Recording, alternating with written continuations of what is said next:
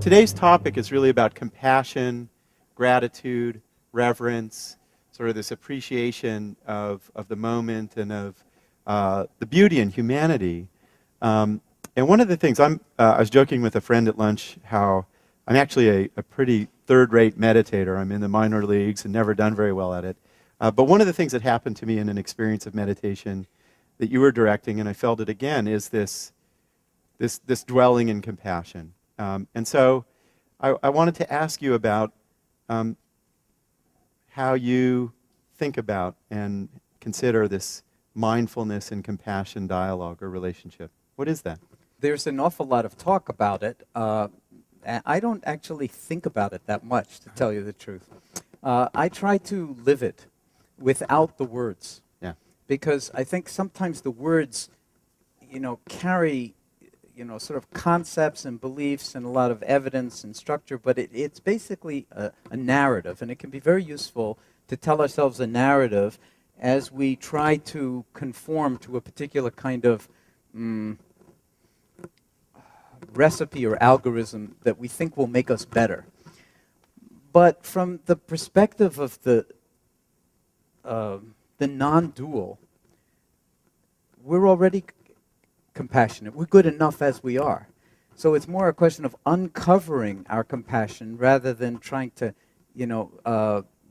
build it up or something like that.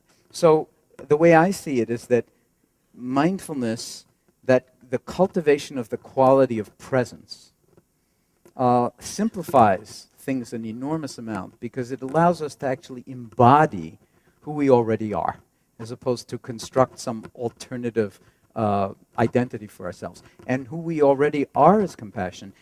All your data is suggesting that it's like the core universal emotion, and that perhaps it's partly because our babies need to be cared for in some very profound way for a very long time.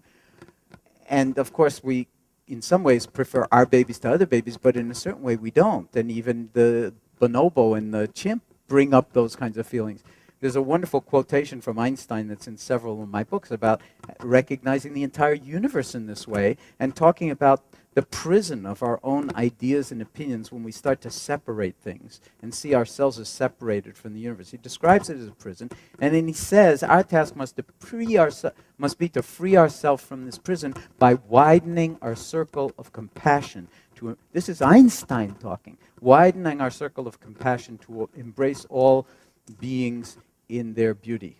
And then he says, nobody is able to achieve that completely, but the striving for such achievement is itself a foundation for liberation. He uses the word liberation and inner security. So that's been the sort of vector that I've always taken. And it's a good sort of way, especially if you think of yourself as a bad meditator, then a shortcut to being a good meditator, in quotes, is just reminding yourself, you just say to yourself, it's already here. It's already here. There's nothing to get. There's no place to go. There's nothing to do. And there's nothing special to attain. Because what's special is already here. It's already attained. And what realizing it means is making it real.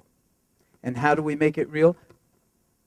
By being present, then we trust that the knowing is itself inherently compassionate. And if you study Dzogchen and Tibetan teachings on Mahamudra, that's the way they talk. That the spaciousness of the awareness, pure awareness, is compassionate.